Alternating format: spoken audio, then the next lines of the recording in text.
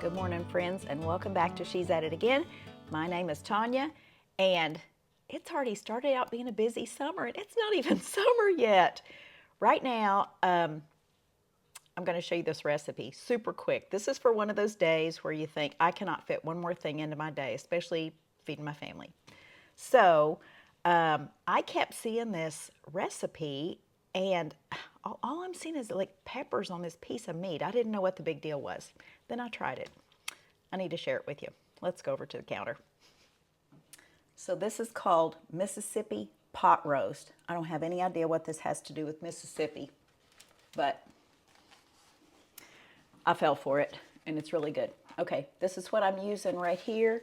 This is a beef top round London broil. This is not normally the most, normally the most tender cut of meat you can buy. So just saying that ahead of time, that's how good this is. You could probably take a leather sole of a shoe and cook it in this. I'm kind of convinced, because this is the type of stuff that you can serve on mashed potatoes, you can serve it on rice, you can serve it on pasta, you can serve it by itself, but we're putting ours on homemade honey rolls, and it is quite unbelievable. This, you won't be able to pick it up with tongs or a fork or anything like that out of the crock pot. You'll be dipping this out with a spoon because it's that tender. Okay, we're just going to take our roast.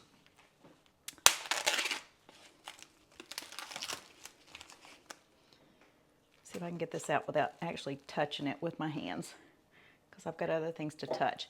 Now, I would have put this in there yesterday, frozen. I just took it out of the freezer. But frozen, it wouldn't have fit in my slow cooker. I don't remember. Let me see how many quarts is this. This is a 4-quart slow cooker. All right, the first thing I want to put in there is a spoonful of, this is not really coconut oil. This is my organic homemade dry ranch dressing mix.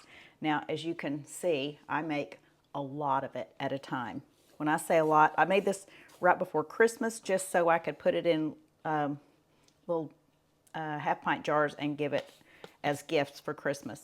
But you're going to take about a spoonful of this dressing mix. Now, if you have the packaged kind, that's fine. Just know that it likely has MSG in it, and that's not something I'm comfortable with eating. But if you want to, that's completely up to you. I don't know if there's a different taste to it than mine. I just know, unashamedly, I say mine's fabulous. But we will link the recipe to this dry mix. It is not expensive to make. It is not difficult to make. I'm not sure why people would not make it if given the opportunity, but it's fabulous. So I've just dumped it on there. These are pepperoncini peppers. Oops, let me turn around where you can see it. And they have several brands at my local big store. I could not find any that did not have yellow food dye in it. Not a fan of food dye, so this one I found at our local Good Measure Market. I'm sure they probably sell them other places, but it's one of my favorite stores in town. And you're just going to get a big spoon of this. Now, these aren't like super spicy, but they do have a kick to them. I'm just going to put about 2 tablespoons in there. I'm going to put a little of the brine in there. When I say a little bit of the brine, maybe 2 tablespoons of the brine in there. And it really all depends on how much flavor you want to this. I don't know if this is the trick to it, if that's the trick. I don't know what the trick is, but I'm telling you, this stuff falls apart and it's so stinking flavorful. Now this is the leftover kind of gravy-like thing. It doesn't have anything in it but meat juices and meat fat. This is from when I cooked a roast here a while back. It has a chunk of fat in there, you can see. And I used half the jar with the other roast that I made. And I was like, oh, I'm glad I have half of this left, because I want to do a video and share this with people. It's so stinking good that I'm glad I have this left. So the fat and all. And this is how you get stuff out of a jar. Don't shake it like this. If you'll tap it on your hand like this, all the ingredients come to one side, they get heavy and they go down. And it won't fly all over the room.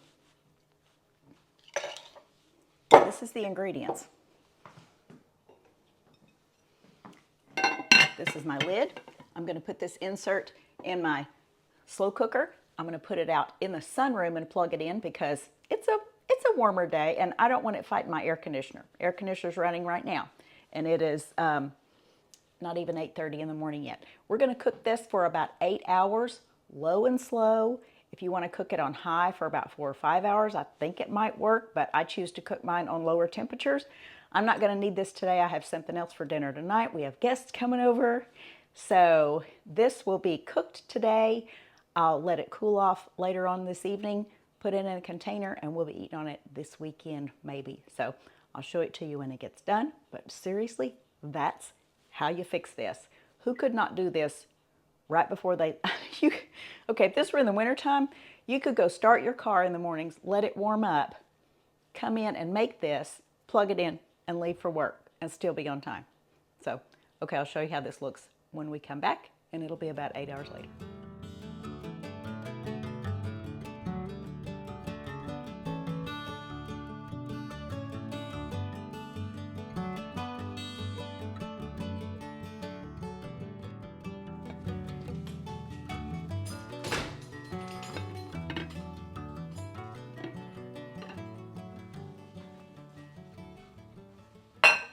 Okay, this is at the end of the day, and this is what this looks like. I'll take a fork and stir it for you so you can get an idea of what I'm talking about.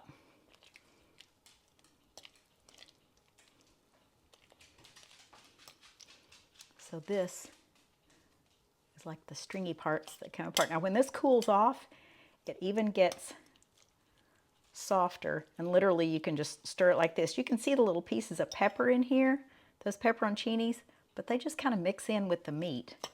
And the smell, it is so delicious.